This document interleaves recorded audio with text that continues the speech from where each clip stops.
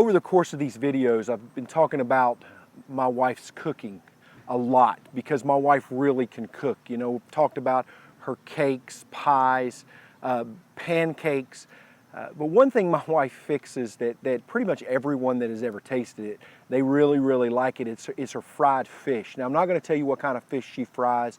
I'm just going to tell you that it's really, really good. And when she's frying the fish, the only bad part of the experience is that you can come into the house and you can smell the fish frying.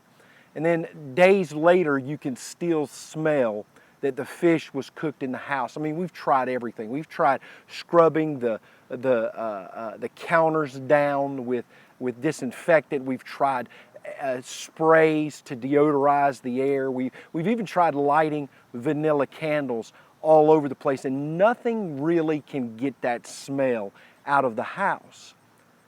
You know, that's a lot like how it is when we spend time with God. In Exodus chapter 34, Moses had such an intimate relationship with God that when he would come out of the tent of meeting, when he would actually had spent time with God, when he had gone up onto the mountain and spent time with God, the people could literally tell the difference. It was like he was still carrying God's glory with him. He still had this air about him that God was still with him.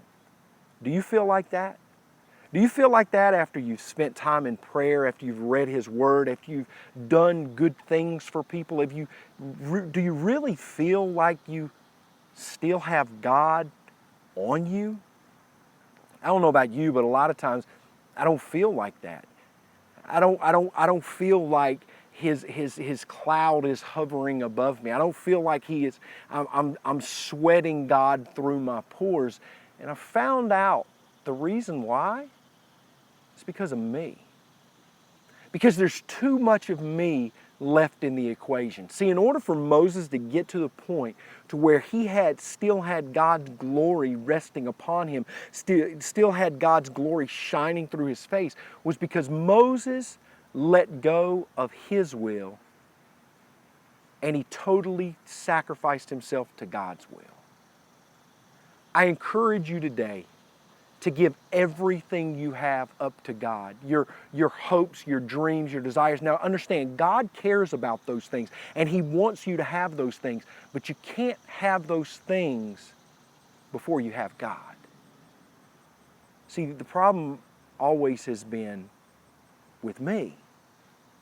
I've always put myself first rather than God first. So today I pray that, as one of my favorite authors says, I pray that you would breathe in God's presence the same way that a fish breathes in water.